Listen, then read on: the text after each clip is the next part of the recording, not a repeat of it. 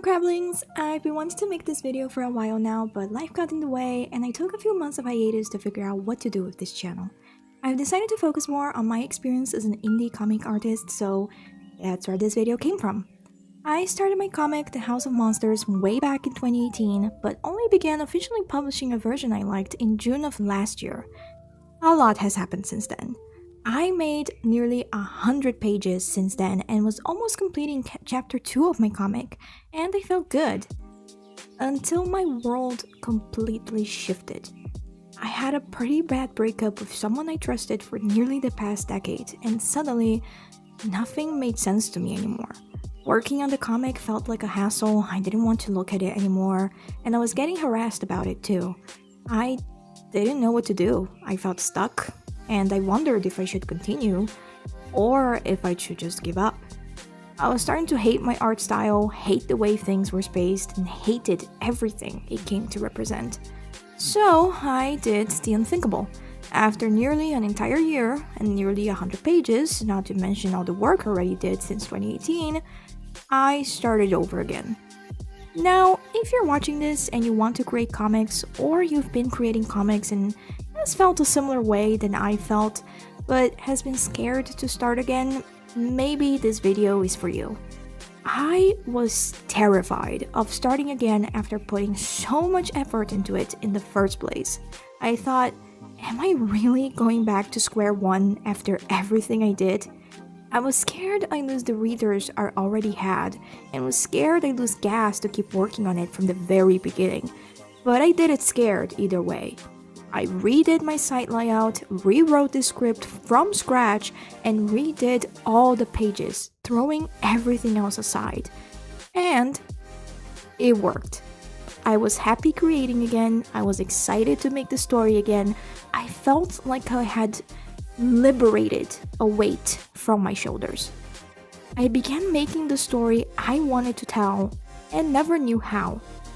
That year I worked on wasn't wasted.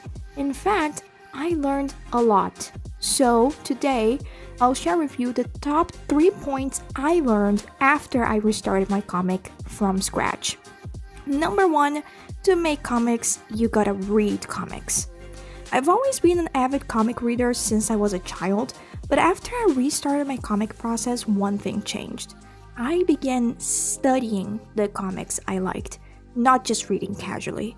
I began studying their paneling, their pacing, how they told their story, how often they relied on lettering, their balloon placement, etc. It was a game changer. If before I thought my pages were stiff and boring to look at, experimenting with different panelings helped me bring back that exciting feeling when you see a cool page for the first time.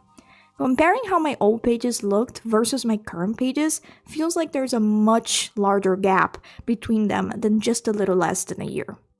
So, study comics you like, copy their panel distribution, pay attention to why they look like that in the first place to help with pacing your own comic.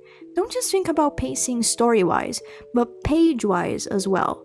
Mastering paneling will be a key point into making your comics go from amateur looking to near professional quality. Number 2 is to allow yourself to get frustrated.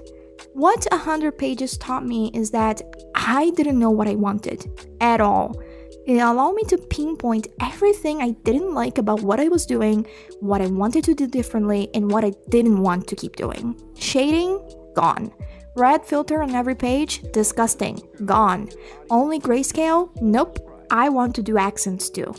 Those 100 pages and that year of messing around with comic making helped shape my comic artist identity and finally allowed me to figure out what art style I wanted. And no, I'm not just talking about art style the way everybody does. I'm talking about what makes you unique. Developing unique and distinguishable features not only helps readers identify your art anywhere they see it, but also make you memorable. And I was only able to achieve that after being overcome with frustration from how I was handling things back then. You don't have to give up just because you feel frustrated. You just need to learn how to turn that frustration into something positive, so you can grow and evolve as an artist. Number 3. You don't need to make the next One Piece. Finally, my last piece of advice that actually broke me ever since starting again was that me wanting this to be my ultimate magnum opus with 90 chapters was never going to happen. After I pitched the main idea to my beta readers, which are incredibly useful by the way, they shared how it was not going to be sustainable to make a comic that long, unless I wanted to dedicate the next 30 years of my life to it. I was gagged. I eventually decreased the number to 20, but even recently I decided 15 was the max I could put myself through. Of course, that meant a lot of content, story arcs, characters I had planned from the very beginning would need to be axed, but I wasn't entirely unhappy about it.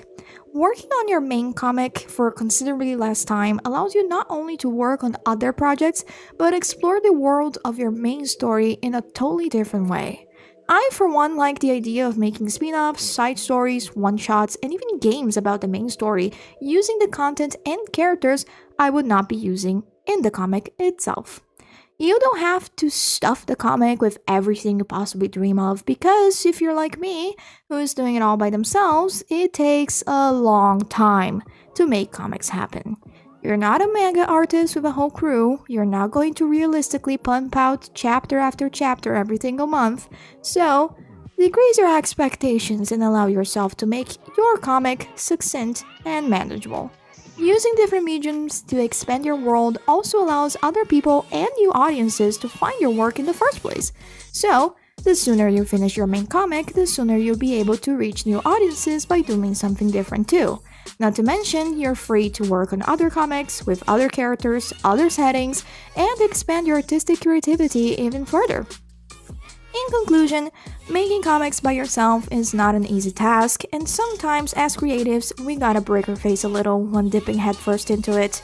Lots of artists and aspiring comic makers end up abandoning their projects for not knowing how to manage them, or getting burnt out for a lack of planning, or when thinking about how long the whole process is going to take. And it really doesn't have to be like that at all. So, what do you think? This was my experience this past year while making my comic, but what about you? Do you have any other tips or realizations to share? Let me know in the comments. And don't forget to check out the House of Monsters on Comic Fury. Link is in the description. Bye bye, Crablings, and see you in the next video.